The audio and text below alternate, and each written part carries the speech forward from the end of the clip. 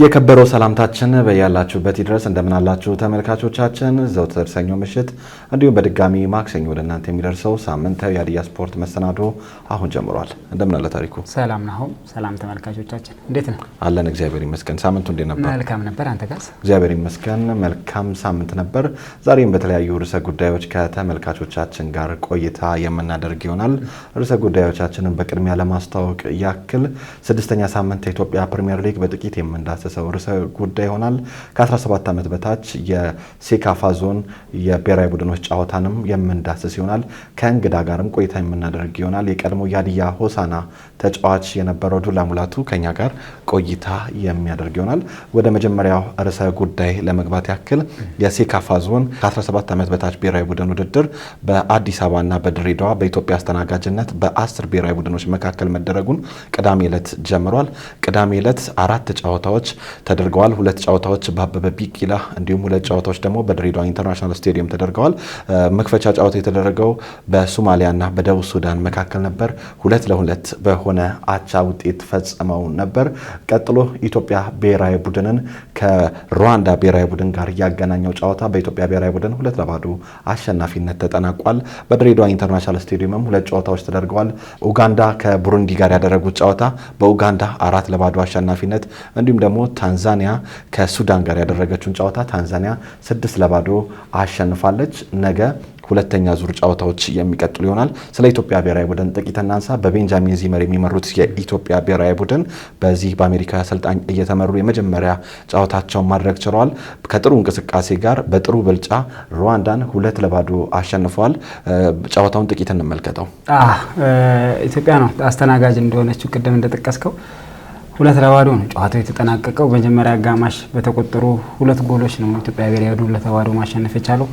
ጨዋታውን በፋና ቴሌቪዥን መመልከት የቻልንበት እድል ነበርና ኢትዮጵያ ብሔራዊ ቡድን ተስፈኛ ልጆችን እንዳካተተ በደንብ ያየንበት፣ ከኳስ ጋር ምቾት የሚሰማቸው ኢትዮጵያ ብሔራዊ ቡድን ዋናውም ከ20 ዓመት በታች ብሔራዊ ቡድኖችን ብዙ ጊዜ ስንመለከታቸው አጫጭር ኳሶች ለመሰረት ያደረጉ ሊጫወቱ የሚሞክሩ ብሔራዊ ቡድኖች ነው የምንመለከተው ከዚህ ፊትና ይሄኛው ብሔራዊ ቡድን ግን በ3 በ4 ተች ወደ ተቃራኒ ሜዳ መድረስ የሚችሉ ታዳጊዎችም ጭምር የያዘ ቡድን እንደሆነ በደንብ ተመልክተናል።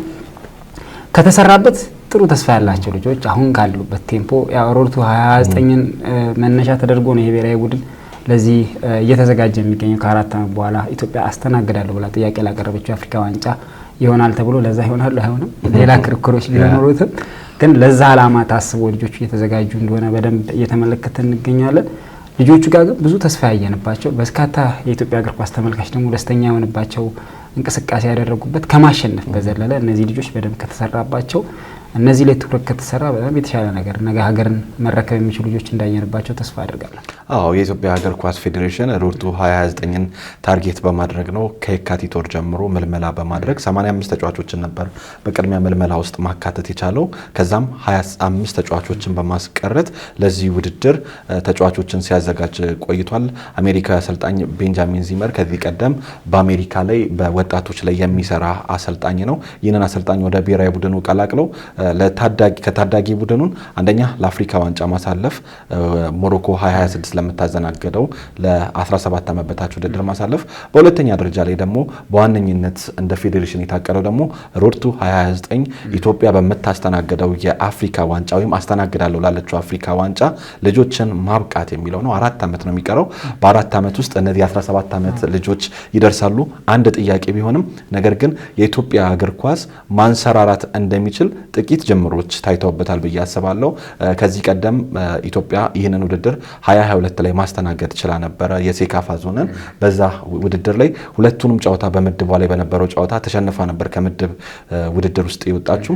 ይህንን ብሔራዊ ቡድን በምንመለከትበት ሰዓት ላይ ምንም እንኳን የቅዳሜ ቀን ጨዋታ አንድ ጨዋታ ተመልክተን እንዲህ ነው ብሎ መበየን ባይቻልም ጥሩ ነገሮች እንዳሉ በደንብ ተመልክተናል። ከበረኛው አንስቶ እስከ አጥቂው እስከ መጨረሻው አጥቂው ድረስ ያሉ የኳስ ቅንጅቶች፣ ታክቲካል ቦታቸውን አያያዛቸው የተጫዋቾችን በምንመለከትበት ሰዓት ላይ ተስፋ የሆነ ያክል ይታያል በኢትዮጵያ እግር ኳስ ላይ ብዬ አስባለሁ።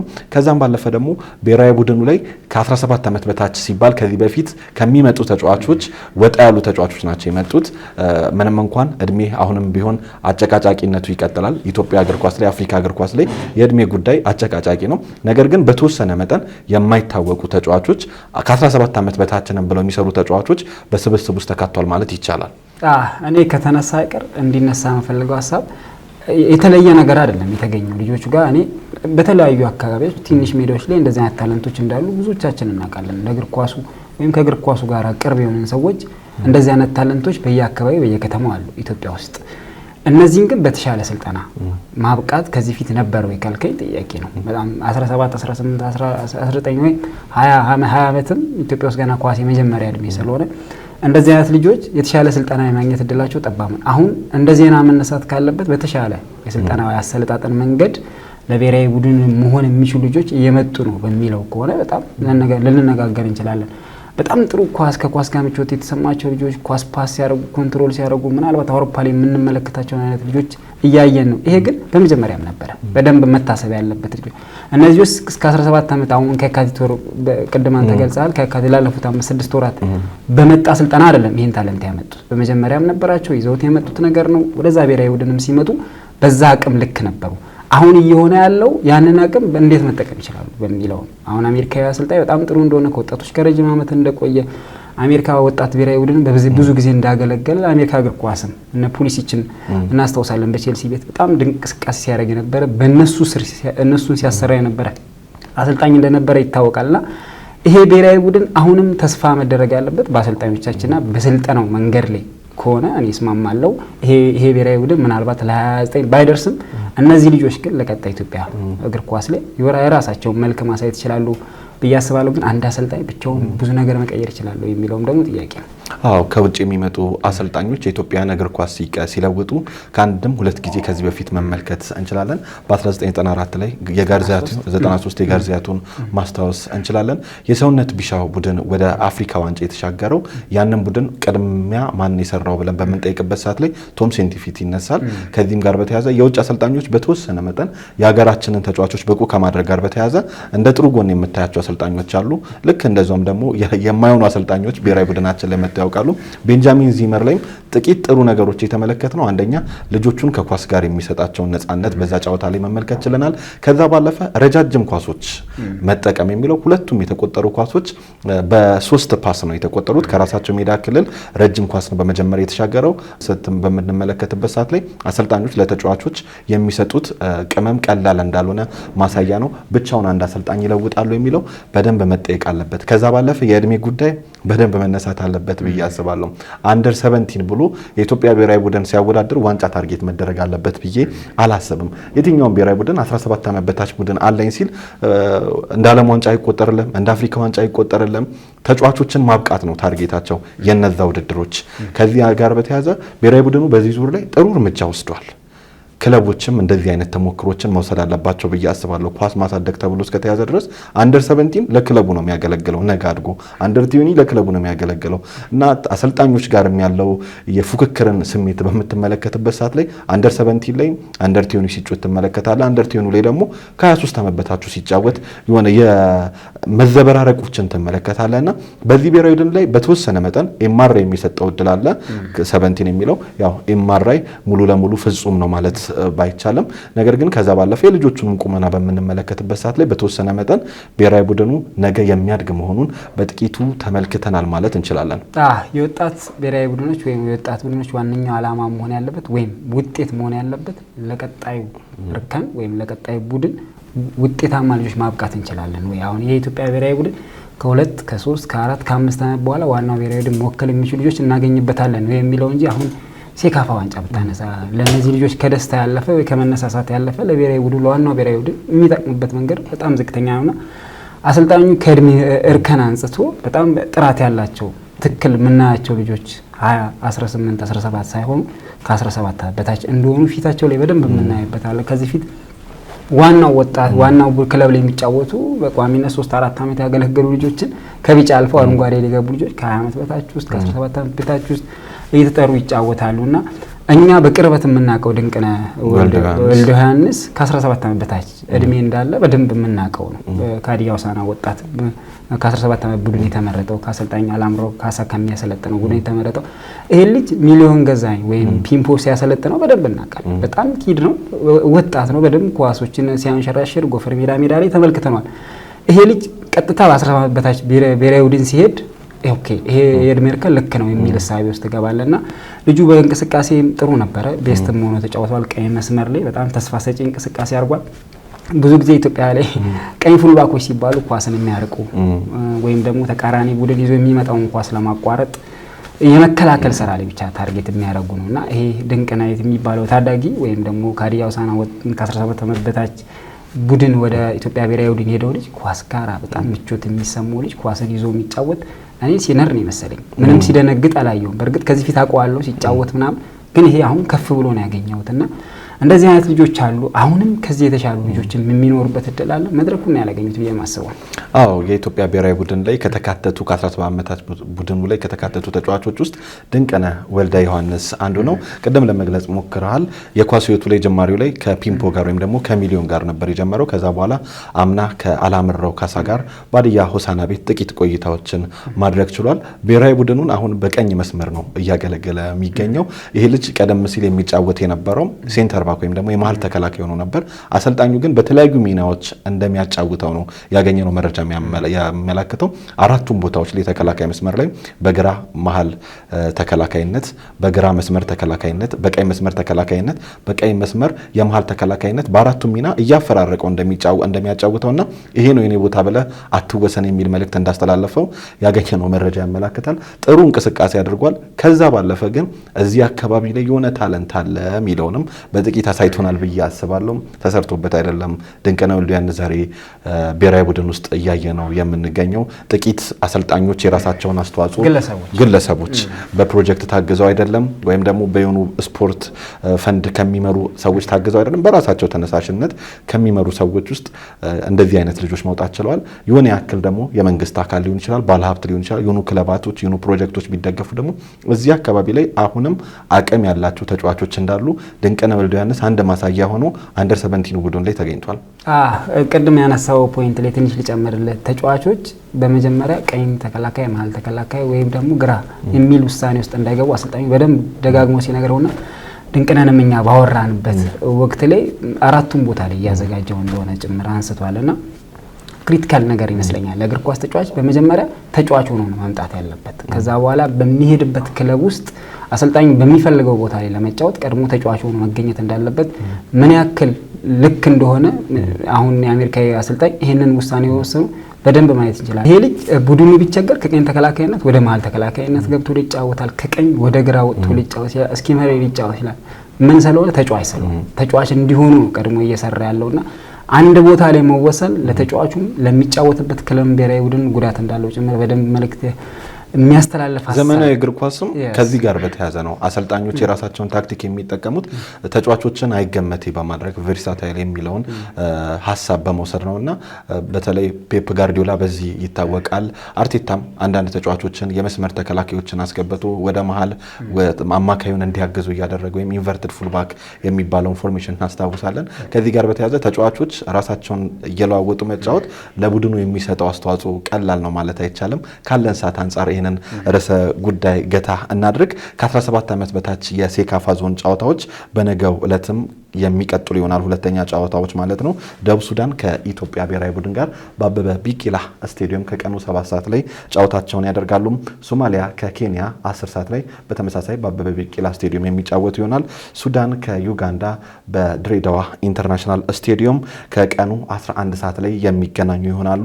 ታንዛኒያ ከጅቡቲ በድሬዳዋ ኢንተርናሽናል ስቴዲየም ከምሽቱ 2 ሰዓት በነገው ዕለት ጨዋታቸውን የሚያደርጉ ይሆናሉ።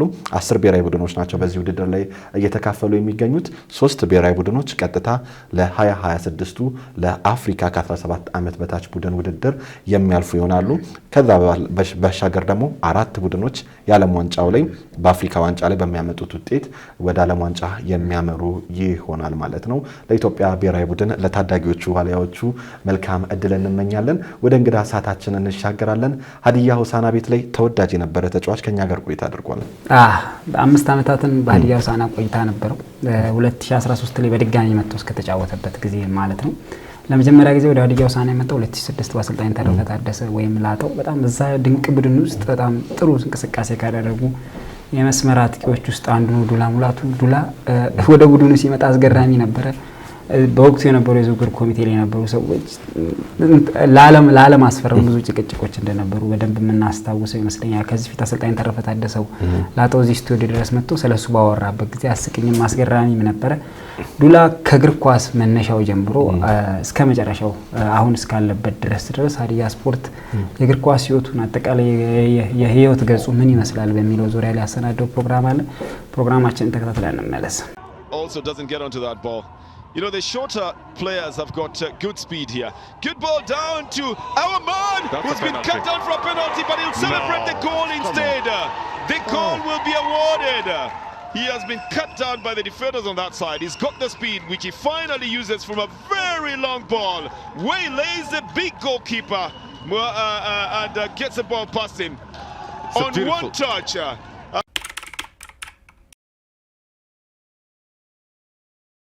እኔ ዱላ ሙላቱ እባላለሁ። የተወለድኩበት ሀገር ነቀምት ያው ወለጋ ነቀምት ይባላል። እዛ ነው ተወልጄ ያደግኩት። ነቀምት ማለት ያው እንደ ወለጋ ያው ትልቅ ከተማ ነች። ያው ከወለጋ ማለት ያው 4 እንትኖችን ይይዛል። ከአራቱ ያው ቄለም ወለጋ፣ ምስራቅ ወለጋ፣ ሆሮ ጉዱሩ ወለጋ የሚባሉ እንትኖች አሉ። ከነሱ መሀል ያው የአራቱም ትልቁ ከተማ ነቀምት ትባላለች እና ነቀምት ጥሩ ከተማ ነች። ደስ የምትል ከተማ ነች። የትም ብሔር ብሔረሰቦች የሚኖሩበት ከተማ ነች።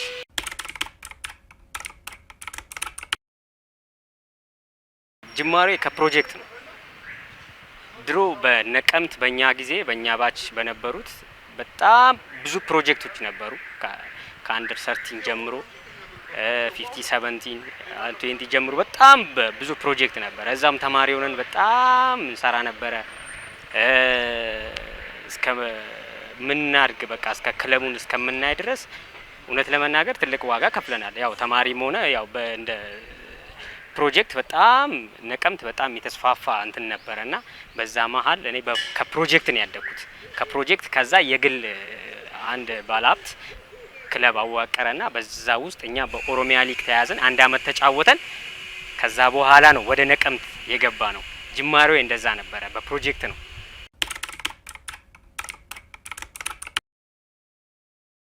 እኔ ሆሳዕና የመጀመሪያ ስመጣ ማለት ለኔ የመጀመሪያ ክለቤ ብዬ ነው የማስበው። መጀመሪያ ላጦ ወይ ደግሞ አሰልጣኝ ተረፈ ነበረ የጠራኝ። ልክ ጥሪ ሲያደርግልኝና እዛ ከክለቡ ጋር ለመስማማት አስታውሳለሁ ቢሮ ስገባ የዛኔ እንዳሁም አልነበርኩም። ያው የዛኔ በቁመትም ሆነ በሰውነት ምንም ተጫዋችም አልመሰልኳቸው እና እዛ ድርድር ቦታ ሁሉም ተሰብስበው ምናምን ሲገቡ እኔ አሰልጣኝ ተረፈ ዱላ ማለት እሱ ነው ምናምን ነገር ብሎ ምናምን ሲል እና አላመኑ እና ሁሉም 10 ምናምን ይሆናሉ። ያው የዝውውር ኮሚቴዎች 10 ምናምን ይሆናሉ። ሁሉም ይታያያሉ ምናምን እንደ ዱላ የቱ ነው ምናምን ነገር ይሉታል እና በቃ አላመኑኝም።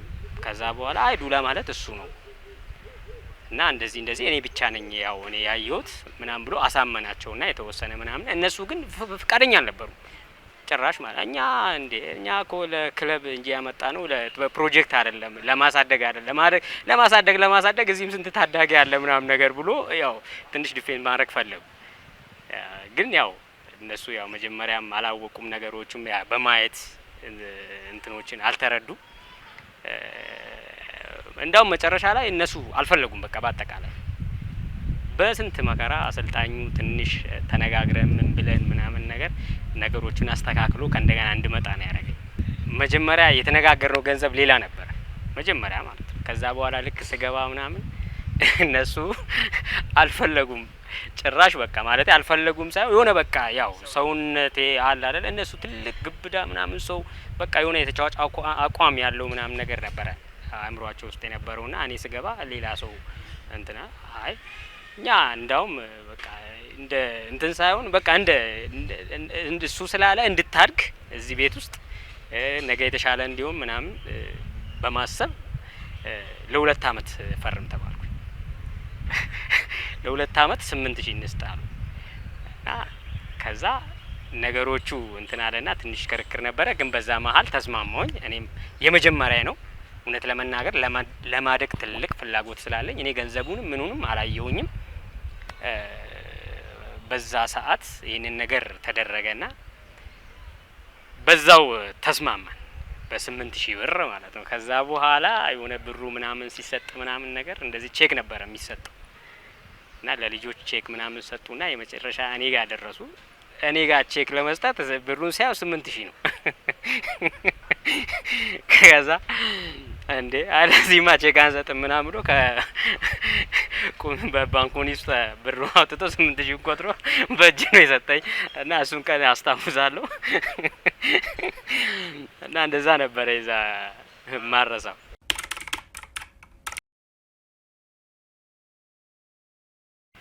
2006 በጣም በእውነት እኔ ከማረሳቸው አንዱ ጊዜ ነበር። አንደኛ በጣም የተጠናከረ ክለብ ነው የተሰራው። በጣም ጥሩ ልጆች ነበር የተሰበሰቡት። በጣም ስኳዱ የሚገርም ነው። አስታውሳል አንድ ጨዋታ ሳንሸነፍ ነበር የባህር ዳር ጉዞን ያደረግነው ቱርናመንት ነው የሄድነው ማለት ነው። አንድ ጨዋታ ሳንሸነፍ እና በሚገርም ሁኔታ ማለት ነው ስቲል ከቤስ እስከ አውት ኦፍ ድረስ በቃ ግራ የሚያጋባ ለአሰልጣኝ ምርጫ በቃ ግራ የሚያጋባ ጊዜ ነበር።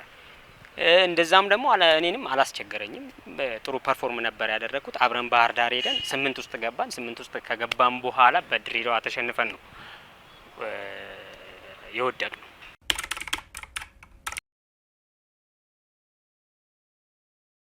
ሁለት ሺህ 7 ለኔ ማለት ለኔ የስኬቴ ጀመርኩበት ጊዜ ብዬ ነው ማስበው። መቼም ደግሞ በህይወቴ ማለት በህይወቴ ማረሳው ጊዜ ነው ለኔ 2007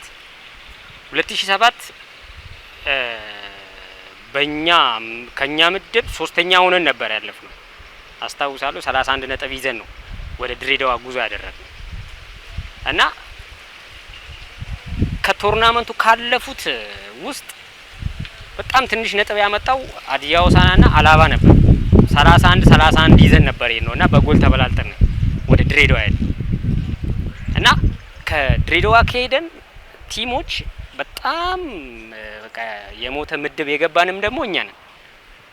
በጣም የተተቸ ቲምም እኛ ነበር አስታውሳለሁ ድሬዳዋ ላይ። ለምን በዚህ ውጤት እንዴት ይመጣል? ሌላ በ40 ነጥብ ይዞ የወደቁ ሌላ ምድብ ነበሩ። በሰዓት 40 50 ምናምን ይዞ የወደቁ ነበሩ።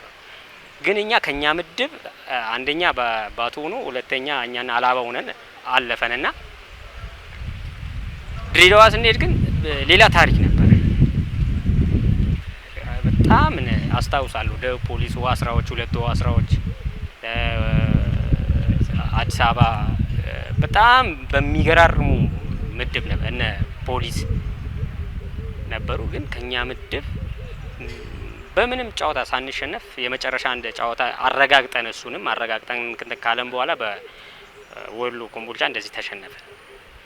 ያው ማለፋችን ካረጋገጠን በኋላ ከዛ በኋላ አለፈን 16 ውስጥ እንደዛ አሸንፈን 8 ውስጥ ገባን። እንደዚህ ያለ ለዋንጫ ደረሰ ማለት በቃ ያልተገመተ ቲም በቃ ጭራሽ በቃ ያልተገመተ ቲም ነው የነበረው እና እዛ ጋር የነበረው ወኔ የነበረው በቃ የቲም ስፕሪት የነበረው ፍቅር እውነት እኔ በህይወቴ ማረሳቸው ነገሮች ናቸው። ማለቴ እንደ እንደ ደጋፊም የዛኔ በቃ እኔት በህይወቴ እኔ ሀዲያ እኔ የዛኔ እግር ኳስ ሀ ብሎ የተጀመረበት ይመስለኛል። እኔ ሀዲያ ውስጥ በቃ የዛኔ እግር ኳስ የወጣበት ገኖ የወጣበት ጊዜ ነበር እና ጥሩ ጊዜ ነበረን። እነ ቴዲ ተዘራ በጣም አና አቡሽ ብዙ ልጆች አሉ።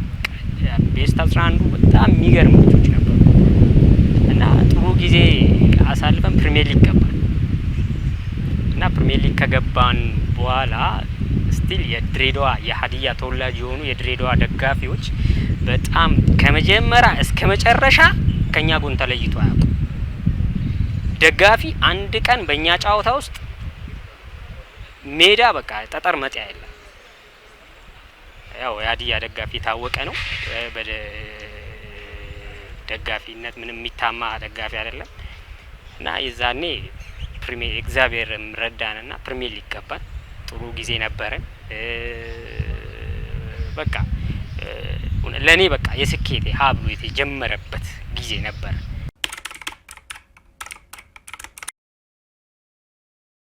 እኔም ማራሳቸው ልጆች ናቸው። ከአጠገቤ ከሚጫወቱ የነበሩ ልጆች ተዘራና ቴዲ ነበሩ። እኔና ተዘራ በግራና ቀኝ፣ ቴዲ የፊት መስመርም የአጥቂ ላይ የሚጫወት ነበረ። ተዘራና እሱ እየተቀያየሩ ነው የሚጫወቱት እና የነበረን ጥምረት በቃ የሚገርም ነው። የገባንባቸው ጨዋታዎች ውስጥ ሳናስቆጥር ከሶስታችን ማንም ሰው ሳያስቆጥር ወጥቶ አያውቅም። ማለት በቃ የነበረ መናበብ፣ መዋደድ፣ መነጋገር በቃ ስህተታችንም እዛው ላይ ከሜዳም ውጪ ባለው ነገር መነጋገር፣ መመካከር የሆነ ጥፋት ካለ እንኳን በቃ እየተቆጡኝም ሆነ እኔም እየነገርኳቸው በጣም ከነሱ ጋር ስቲል ከይቺ የድሬዳዋውን እንትን ብቻ ሳይሆን ከምድቡ ጀምሮ የነበረን በጣም ትልቅ ጥምረት ነበረን በጣም እና አላባን ስናሸንፍም ሶስታችን አንድ ጎል እንትን ብለን ነው እና እኔ የነሱም መቼም ማረሳቸው ተጫዋቾች ናቸው። አብሮኝ ከነበሩ ተጫዋቾች በተለይ ቴዲ ተዘራ ለኔም እውነት ለመናገር ያው እስካሁንም በጣም ጥሩ ወዳጆች ናቸው። ብቻ ጥሩ ጊዜ ያሳልፈናል።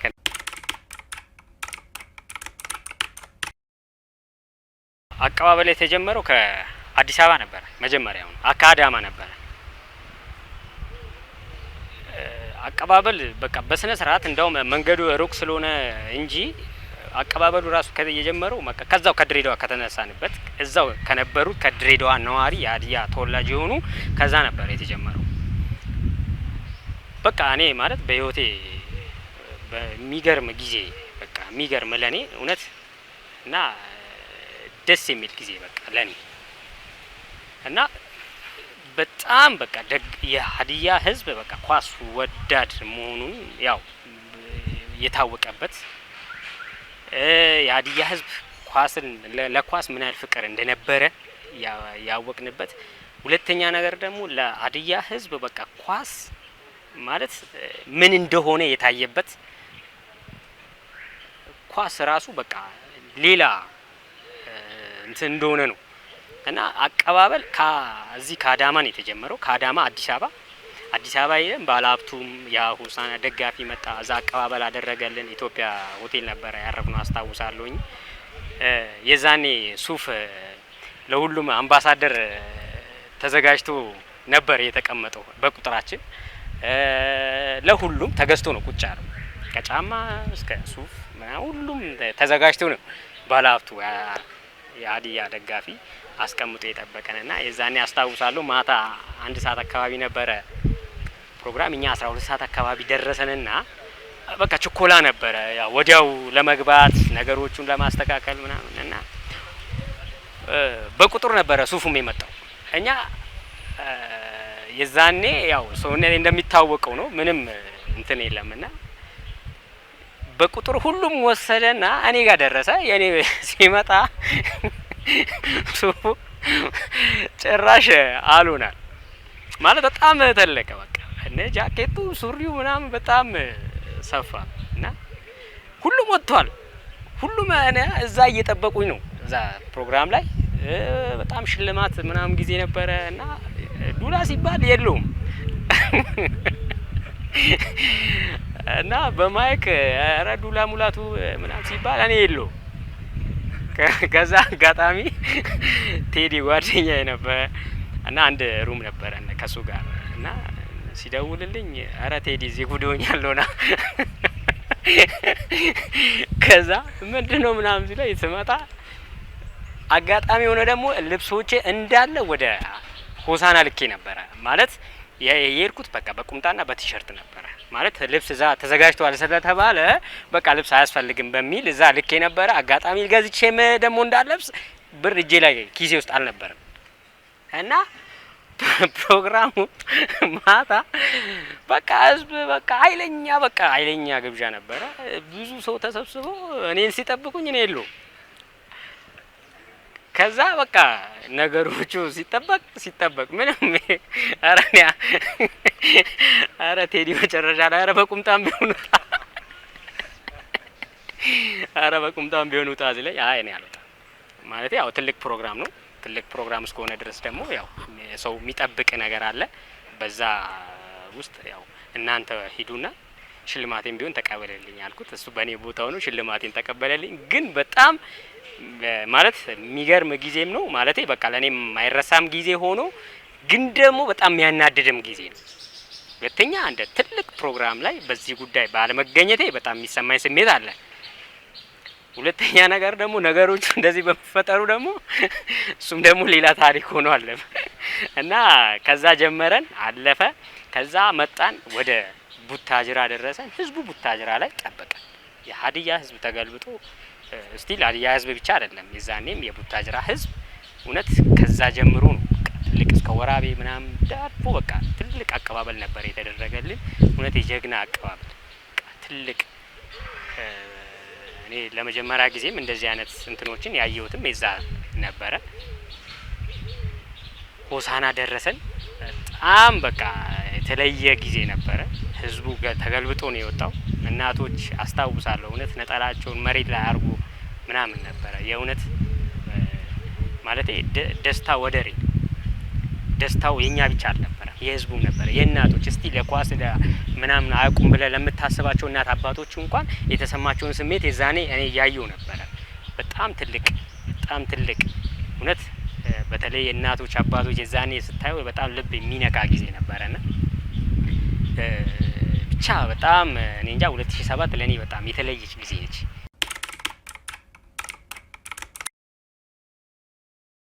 ብዙ አመት የቆየሁት ሀዲያ ቤት ነው። እኔ የመጀመሪያም ክለቤ ነው። በጣም ወዶ ክለቤ ነው።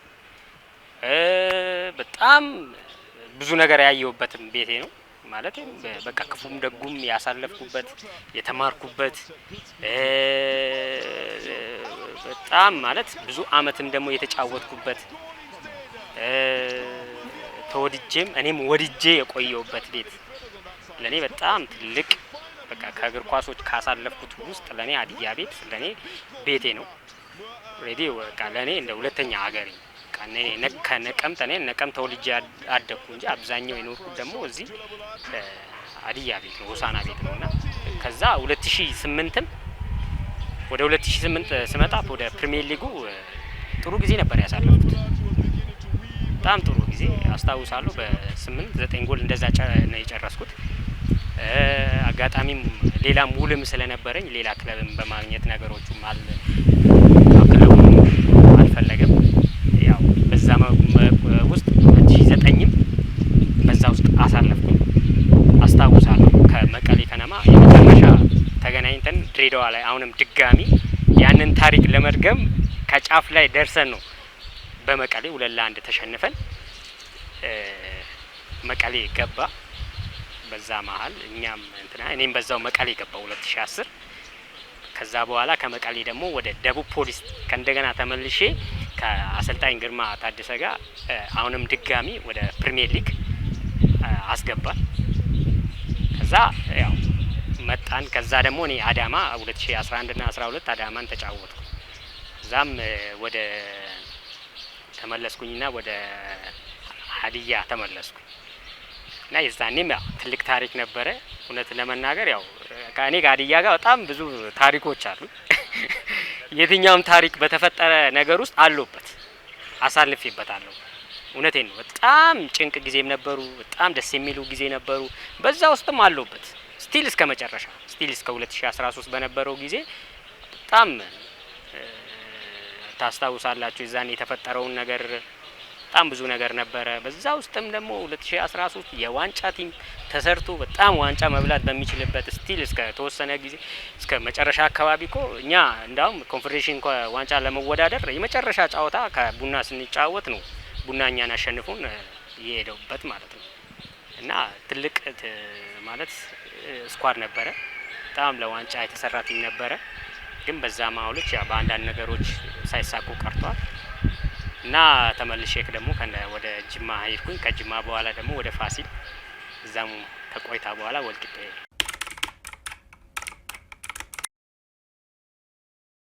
ታወቅ ነገር ነው ማለት ንግግርም እንትን አያስፈልግም ማለት ለኔ የመጀመሪያዬ ሀዲያ ሆሳና ነው። ስገባ ትልቅ ስሜት ያለው እሱ ነው ለኔም ደግሞ እንደ ታሪክም ለኔ ትልቅ ታሪክ በህይወቴ ላይ ትልቅ ታሪክ ሆኖ ያለፈው እሱ በጣም ትልቅ ስሜት ያለው ለኔ በጣም እውነት እኔ ደጋግሜ ነው ቀማውራው የዛን ጊዜ ያለፍንበትን ሁኔታም የማይረሳ ጊዜ ነው ለኔ በጣም ማለቴ በዛ ላይ ደግሞ የመጀመሪያ ክለቤም በመሆኑ ለኔም የስኬቴም በመጀመሪያ የመሆኑ ለህዝቡም ደግሞ በፕሪሚየር ሊጉ ለመጀመሪያ በመሆኑ ለኔ በጣም የተለየ ጊዜ ነበረች።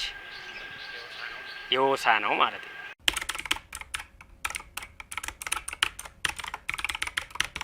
2013 አስታውሳለሁ ከአዳማ 11 ልጅ ነበረ ወደ ሀዲያ ሆሳና የመጣ እና በጣም በቃ የሚናበቡ ልጆች 4-5 አመት አብሮ የቆዩ ልጆች ነበረ ቀጥታ ወደ ሀዲያ ሆሳና የመጡት እና ለመላመድም ይሄን አይደል አልከበዳቸውም ማለት ከሌሎቹ ጋር ለምን አብዛኛው አብሮ የሚጫወቱ ናቸው። አሰልጣኝ አሸናፊ በቀለ በጣም ጥሩ ልጆችን ነበረ የተሰበሰበው። ክለቡም በጣም ማለቴ በቃ ለዋንጫ ነው ብሎ ክለቡም አስቦ እንደ እቅዱም የተሳካለት ጊዜ ነበር መጀመሪያ ላይ ማለት ነው። እውነት ለመናገር ደግሞ በጣም አስፈሪ ቲም ነበረ በቃ እና ክስተት ነበረ እና በጣም በቃ ስቲል እስከ መጨረሻ ድረስ በቃ በጣም የተፈራ ቲም ነበርና ግን ደግሞ በአንዳንድ ምክንያቶች መጨረሻ አካባቢ ላይ በአንዳንድ ምክንያቶች ተጫዋችና ክለቡ ባለመግባባት በተፈጠረው ነገር የተወሰኑ ተጫዋቾች ራሳቸውን አግልሉ ነበር። በሰዓቱ ወደ 15 ልጅ ይመስለኛል 15 ልጅ አስታውሳለሁ። ጨዋታው ሐዋሳ ላይ ነበረና ከአዲስ አበባ ወደ ሐዋሳ ልንሄድ 15 ተጫዋቾች እዛው አዲስ አበባ ላይ ቀሩ እና የነበሩ ልጆች 9 ልጆች ነበር እና የቀረም ማለት ነው። ከዛ እኔ ዳዋ እና ሚካኤል ጆርጅ ምናምን የነበሩ ልጆች አለ እና ሄኖክ አርፊጮ በቃ ሲኒየር የሚባል እነዚህ ናቸው። ሌላ ታዳጊ ናቸው እነ በረከት እነ እዩ ነበሩና 9 ሆነን ሐዋሳ ገባን። ጨዋታው ደረሰ። እኔ በእውነት የዛን ሰዓት እኔ በቃ ማለት ያው ሆኖ አያውቅ በኢትዮጵያ ታሪክ እንደዚያ ነገር ተፈጥሮ አያውቅ ማለት እንግዳ ነገር ነው። 9 ልጅ ወይ ምናምን ይዘህ ሜዳ መግባት ሌላ ሆኖ በዓለም ደረጃ እኔ ማለት ለኔ ለመጀመሪያ ጊዜ ነበርና እንደዚህ ሰምቼም አላውቅም እንደዚህ ነገሮች። ግን እኔ እመጣሉ ነበር ስጠብቅ የነበረው ስቲል ጨዋታው እስከሚጀምር ድረስ ለምን በቃ ይሆናል ማለት የሆነ የምታስበው አለ እንደ ተጫዋች በዚህማ እንደሚፈጠር ነገር አይመስለኝም ብላ የምታስባቸው ምናምን ነገሮች አሉ። ከዛ ጠበቀን አይመጡም። ከዛ ለካ በቃ ነገሮቹ ተበላሽተው እዛ አካባቢ ያው እንግዲህ ማይደርስ ነገር የለም። ደረሰ ቀን ከሐዋሳ ከነማ ነበረን ጨዋታው በ9 ልጅ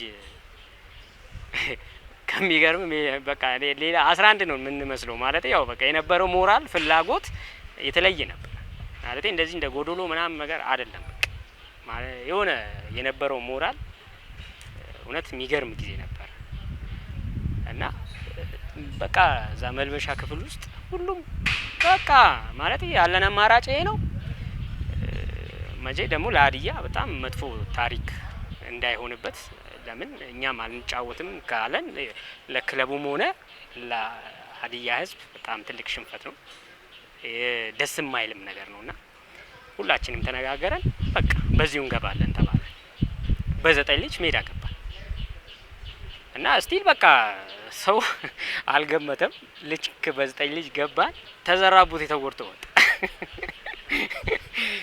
የዋዘ ሌላ 8 ሆነን አንዴ ከዛ በቃ ሜዳ ውስጥ እና አጋጣሚ ሆኖ ፔናልቲ እኛ ላይ ተገኘ እውነት አስታውሳለሁ ከአንድ ባዶ እስከ 78ኛ ደቂቃ ምናምን 1 ባዶ ነበር በ8 ልጅ እውነት በጣም በቃ ማለት ምንችለው ነገር ሁሉ አድርገን በጣም ለምን እኛ ባይዘዌ ትልቁ እቅዳችን ቲሙን አስከብሮ መውጣት እንጂ ማለት ስንትም ቢገባ ለኛ ምንም አልነበረ ግን ክለቡን አንደኛ በማክበር ሁለተኛ ክለብ እስከሆነ ድረስ ክለቡን ደግሞ በመጠበቅ ማድረግ ያለብንን ዋጋ መክፈል ያለብንን ከፍለን እንውጣ ብለን ነበር የተነጋገርነው ገባ እንዳልነውም ደግሞ አደረግነው ወደ 78ኛ ደቂቃ ምናምን ሁለተኛ ምናምን ገባብን ከዛ በኋላ ጫወታው እንደምንም 2-2 ነው 3-2 ምናምን አለቀ እውነት ማለት ለኔ በጣም እኔ እንጃ ብቻ ያው ከባድ ጊዜ ቢሆንም እንደ ህዝብ እንደ አንድ ክለብ ግን ያው አለፍ ነው ያቺን ጊዜ ደግሞ ክለቡንም ምንም ሆነ ምንም በኖርማል ሽንፈት ተሸነፈን የወጣ ነው እና በጣም እቺ ማይረሳ ጊዜ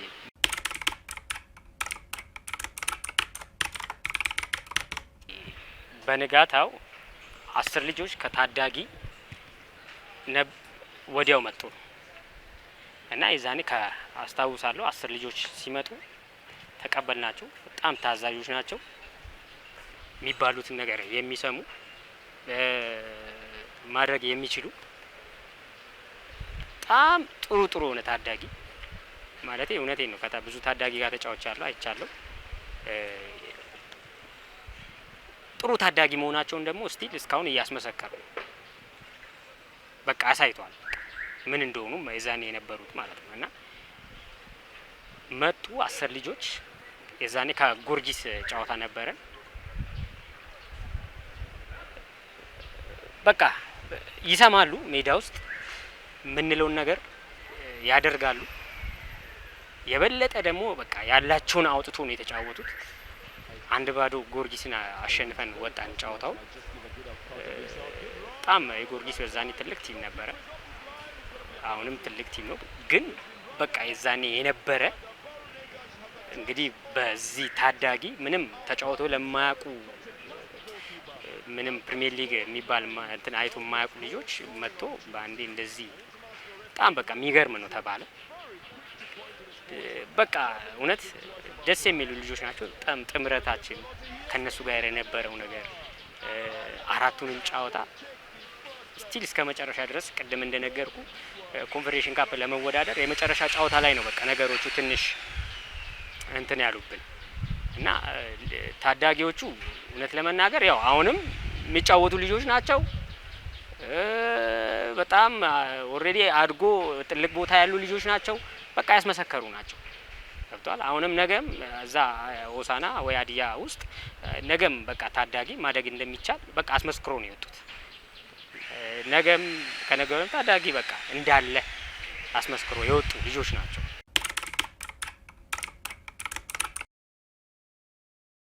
እውነት ለመናገር እኔ ድጋሚ የዛኔ 2007 ነበር ስሜት ነበር የተሰማኝ ማለት የዛኔ ከሐዋሳ ነበረ ስንመጣና ከቡልባረክ ምናምን አካባቢ ነበረ መጥቶ የተቀበሉ እና በጣም በቃ እውነት እኔ እንጃ እኔ የዛኔ ሁለተኛ በቃ 2007 የነበረው ስሜት ነበር እኔ ጋር የነበረው። አሁን ሌሎቹ ማለት አጋጣሚ አዲስ የነበሩ ልጆች ያው ላያውቁ ይችላሉ ያንን ስሜት እና እኔ ግን የነበረውን ስሜት ስለማቅ ስቴዲየም ላይ በቃ በሚገርም በቃ የጀግና አቀባበል ነበር የተደረገልን። ማለቴ ትልቅ ታሪክም ድጋሚ የተሰራበት ለኔ ትልቅ ስሜት ነበር እና ያው የሀዲያ ህዝብ ሁሌም ከክለቡ ጎን ነው።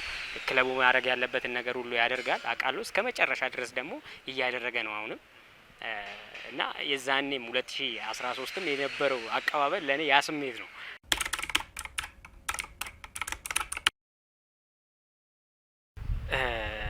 የወጣበትን ማለት ተጫዋታ የወጣበትን ብቻ አይደለም ማለት ስንት ታሪክ ያሳለፍኩበትንና ስንት ታሪክ ያየሁበትን ክለብ አለመከታተል እኔ እንጃ ሌላ ነገር ነው የሚመስለው ለኔ። እንኳን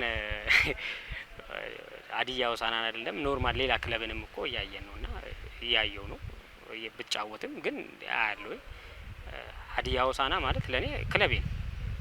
ባልጫወትበትም በቃ ደጋፊ ገብቷል። ክለቡ ነገም ቢሆን መደግፈው ክለብ ነው ለኔ ቤተሰቤ ነው። ከክለብም በላይ ነው።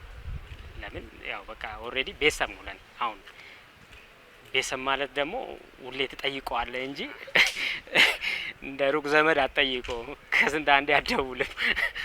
ለኔ የቅርቤ ነው። እከታተላለሁ፣ ሁሌም ነው የምከታተለው።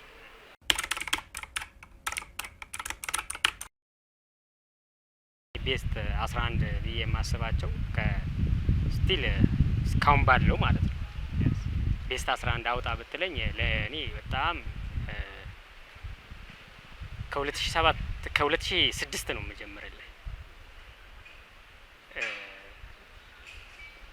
ግብ ጠባቂ ለእኔ ዘውዱ ነበር ከ2006 ማለት ነው ዘውዱ የሚባል።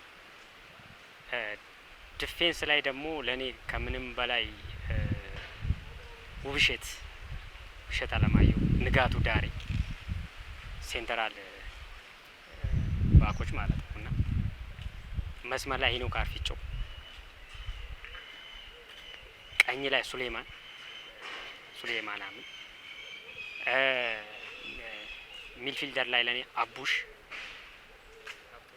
ሀብቶም ማለት ነው። በዛብህ መለዩ ሚድፊልደር ላይ እስኪመር ላይ አዲስ አብሬያቸው ከተጫወትኳቸው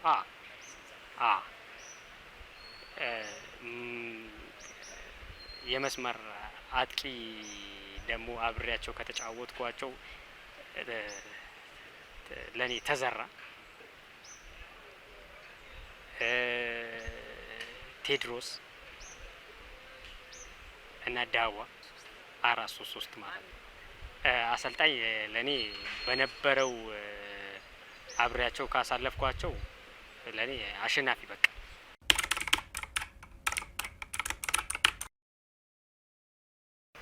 ቅድም ተናግሬ ነበረና ሀዲያ ለኔ ያው ቤቴ ነው። ከምንም በላይ ኦሬዲ ያው ለኔ ሁለተኛ ሀገሬ ነው፣ አካሌ ነው እንደማለት ነው። ያው ሀዲያ በጣም ብዙ ነገር ያሳለፍኩበት የስኬቴም ጅማሮ በጣም ከመጀመሪያ እስከ መጨረሻ ብዙ ነገር ያየንበት ነው። ብዙ ነገር ለፍተንም ብዙ ነገር ያየንበት ስለሆነ ለኔ ከምንም በላይ ሀዲያ ምን እንደሆነ አውቃለሁ። በመቀጠል ከባለቤቴ ጋር የተዋወቁኝ እሷ ውጪ ነበረች፣ ለትምህርት ወደ ቻይና አካባቢ ነበረች። ያው በስልክ ነበረ በሶሻል ሚዲያ እንደዚህ ነበረ የምንገናኝ የነበረው። አንድ ወንድም አለኝ እዛው ሆሳዕና የሚለው በሱ አማካኝነት አጋጣሚ ያው የሱ ዘመድ ስለሆነች በሱ ተዋወቀ እና ግንኙነታችን በዚህ ጀመረና በዛው ተጋባል እና ሳራ ተገኝ ግርማ ትባላለች እና ያ ሆሳዕና ልጅ ነች እና የአንድ ልጅ እናት ነች። የተጋባ ነው 2014። የልጄ ስም ካኔት ዱላ ይባላል። በጣም የምወዳቸው በጣም ነው የማከብራቸው። በጣም ማለት ያው አንዳንዴ ፍቅር ወይ ደግሞ አይገለጽም ይሄ ነው ምናምን ብለህ የምትገልጸው ነገር አይደለም። የትዳር አጋሪ ባለቤቴ ነች፣ ሁሉ ነገር ነች ለኔ እና የልጄ እናት ነች። በጣም ነው የምወዳት፣ በጣም ነው የማከብራት። በጣም ትልቅ ቦታ አለኝ። ያው እንደዛውም ደግሞ ለሷን ብቻም ሳይሆን ለሀዲያ ህዝብ ለደጋፊው ማለት እኔን እንደ ልጁ አድርጎኝ ብዙ አመት አብሮኝ ለኖረ አንድም ቀን በቃ ማለት ስለኔ መጥፎ ነገርም ያላደረገ ሁሌም አክብሮኝ ስቲል ሄጄ ስመለስ እንኳን በፍቅር እየተቀበለኝ ህዝብ ስለሆነ በጣም ወዳቸው በጣም ማከብራቸው የሀዲያ ህዝብ የሀዲያ ደጋፊ የእግር ኳስ ወዳድ በጣም ነው ወዳቸው በጣም ነው ማከብራቸው። ያው ቤተሰቦቼ ናቸው። ያው ከምንም በላይ ምስጋና እንደነሱ አቀርባለሁ።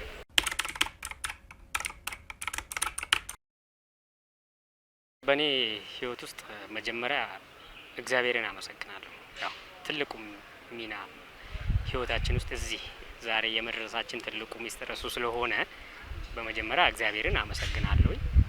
ያው ለዚህ ስኬት ለዚህ ጊዜ ለዚህ ቀን ያደረሰን ክብር እሱ ይውሰድ። በዛ መንገድ ውስጥ ግን ደግሞ በእኔ ህይወት ውስጥ የኔ ማደግ ውስጥ የነበሩ ሰዎች አሉ። እውነት ለመናገር ከፕሮጀክት ጀምሬ ሳድግ ይሄ ነው ማለት እኔ በመመጣባቸው ስቴፖች ውስጥ ሰዎች አሉ ማለት በቃ ይሄ ነው ብዬ ማመሰግናቸው ብዙ ሰዎች አሉ። ስቲል ከነቀምት ጀምሮ ማመሰግናቸው ብዙ ድሮ ፕሮጀክት እየሰራው በፕሮጀክት ብዙ አመት ያለምንም ከኔ ጋር የለፋ አንድ ምስጋኑ ይባላል ያለምንም በቃ ከልጅነት ጀምሮ ማለት ነው እና ምስጋኑ ይባላል። ከዛ ጀምሮ እስከሚመጣ ድረስ ሀዲያ ቤት ማመስገን የምፈልጋቸው ሰዎች አሉ። እነ አሰልጣኝ ተረፈ ቢላጦ ማለት ነው። እዛን ያስታውሳለሁ ትልቅ ዋጋ ነው የከፈለው ማለት በቃ እኔ እንድቀር እና አሰልጣኝ ግርማ ታደሰ አብረን ብዙ ስኬቶችን አይተናል፣ ብዙ ነገሮችን አሳልፈናል። በጣም መልካም ሰው ነው፣ መካሬ ነው ብዙ ነገሮችን እና በጣም ለኔ ማከብራቸው ሰዎች ናቸው። በፕሪሚየር ሊጉ ላይ ስመጣም እንደዚሁ አሸናፊ በአሰልጣኝነት ብዙ አመት ከሱ ጋርም አሳልፍ ያለው ማመስገን የምፈልጋቸው ብዙ ከጀርባ ደግሞ ከዛ ሁሉ ጀርባ ደግሞ እናቴን በጣም ማመስገን የምፈልጋት ሱካሬ ተመስገን ትባላለች። በጣም የምወዳት በጣም ማከብራት። እስቲ እግር ኳስ ሲጀምር መጀመሪያ ዩኒቨርሲቲ ውጤት መጥቶልኝ አንድ ወር ወለጋ ዩኒቨርሲቲ ገብቼ ነበረ። በዛች መሀል ማለቴ ሁለት እንትን መርጬ የወጣውበት እግር ኳስን መርጬ የወጣውበት ጊዜ ነበርና አስታውሳለሁ። መጀመሪያ ወደ እግር ኳስ ስገባ እናቴ ነበረ ያወሯት ማለት እኔ እግር ኳስ መውጣትም አልችልም፣ ግን ምን ይሻላል ምን ትመክሪኛለሽ ማለት ትምህርትም ደግሞ እኛ አካባቢ ላይ ወለጋ ማለት ያው በትምህርት የትኛውን ቤተሰብ ዋጋ ከፍሎ ነው የሚያስተምር። ለትምህርት የሚሰጥ ቦታ በጣም የተለየ ነው። እዛ አካባቢ ትምህርት ማትማር ከሆነ በጣም ከባድ ነው። እኛ ጋር በቃ ለትምህርት በጣም ትልቅ ቦታ ነው የሚሰጠውና ያው ትምህርትም ላለመቶ ከኳሱ ጋር ደግሞ አብሮ አልሄድ አለኝ። ግን መጨረሻ ላይ እናቴን ነበረ የጠየኳት ማለት በቃ እንዴት ምን ይሻላል እኔ ከኳሱ መውጣት አልችልም፣ ለኔ ከባድ እስከሆነ ድረስ ትምህርቱን መውጣት አልችልም፣ ግን በቃ የሚበልጥ ይሄኛው እሷ ነች መጀመሪያ የትኛው ዋጣል የትኛው ይሻላል ብላ ምርጫዬን የጠየቀችኝ እና እግር ኳስ ብዬ መርቃ ነው የዛን ያስታውሳለሁ። የመጀመሪያ እግር ኳስ ብዬ ስወጣ እሷ ነበረ መርቃ እግዚአብሔር ካንተ ጋር ብላ የመረቀችና በብዙ መንገድ በብዙ አንግል ከኔ ጋር ስቲል እስካሁን ድረስ ከኔ ጋር በቃ ብዙ ያሳለፈች ነች እና ማመስገን እፈልጋለሁ። እና እንደዛውም አባቴን በጣም እሱም እግር ኳስ ተጫዋች ስለነበረ በዛው መንገድ ውስጥ ስላስኬደኝ በዛ መንገድ ውስጥ ስለመራኝ ማመስገን እፈልጋለሁ። A through ball, the Ghanaian has latched onto it, brings it back for a shot. Dula Bulatu says it's a penalty. Lydia Tofese whistles for a penalty. Dula Mulatu was beginning to weave himself into that. ከፈጣኑ የመስመር አጥቂ ዱላ ሙላቱ ጋር ያደረገው ቆይታ እንደተከታተላችሁ ነው። ዱላ በርካታ ጉዳዮችን አንስቷል። ሆሳና ሀዲያ ቤቴ ነው ብሏል። አዎ የቤተሰብ ያክል የሚሰማኝ ቤቴ ነው ብሏል። ደጋፊው ጋርም ያለው ስሜት ተመሳሳይ ነው። ዱላ ሙላቱ ሀዲያ ሆሳና ውስጥ የማይሻር ታሪክ ከጻፉ ተጫዋቾች ውስጥ ግንባር ቀደም ነው ማለት ይቻላል። በአብዮ ኤርሳሞ መታሰቢያ ስቴዲየም ላይ ከተዘመረላቸው ተጫዋቾች ውስጥ ግንባር ቀደም ነው ይሄ መስመር አጥቂ። ከዛም ባለፈ ቡድኑ በኢትዮጵያ ፕሪሚየር ሊግ ተሻግሮ በኋላ 2013 ላይ የገጠመውን ታሪክ እሱም በዛ ታሪክ ውስጥ ክስተት ሆኖ ካለፉ ተጫዋቾች ውስጥ አንዱ ነበር። ከዚህ በፊት ባሳና ዳኖ ዶክመንታሪ በስልክ ነበር ያስገባ ነው። አሁን ግን በአካል አግኝተን ሰፊ ሀሳብ ተካፍለናል። በቀጣይነት ከዱላ ሙላቱ ጋር ቆይታ እንደሚኖረን ተስፋ እናደርጋለን። የስፖርት ህይወቱ አልተጠናቀቀም። ከመቋጫው ጋር በተያያዘ ሊሆን ይችላል። የስፖርት ተጫዋች ነገር አይታወቅም። ከሚገጥሙት አዳዲስ ነገሮች ጋር ከዱላ ሙላቱ ጋር እንደምንገናኝ ተስፋ እናደርጋለን። ሊጉ ሐሙስ ዕለት የሚመለስ ይሆናል። በቀጣይ ሳምንት 6ኛ ሳምንት የኢትዮጵያ ፕሪሚየር ሊግ ጨዋታዎች ምን ይመስላሉ? ከጨዋታዎች በኋላ ተገኝተን ሀሳብ የምንሰጥ ይሆናል። የዛሬ መሰናዷችንን ግን ካለን ሰዓት አንጻር በዚህ እንክታ። ዘውትር ሰኞ ምሽት እንዲሁም በድካሚ ማክሰኞ ወደ እናንተ የሚደርሰው ሳምንታዊ የስፖርት መሰናዶ የዚህ ሳምንቱ ይህን ይመስል ነበር። ፕሮግራሙን አዘጋጅቶ ወደ እናንተ በማድረስ ናሆም ዮሐንስና ታሪኩ አበራ ከመላው የስቱዲዮ ባለሙያዎች ጋር በመሆን ነበር። ከቀሪ የሀዲያ ቴሌቪዥን ዝግጅቶች ጋር ሰናይ ጊዜ ተመኘን።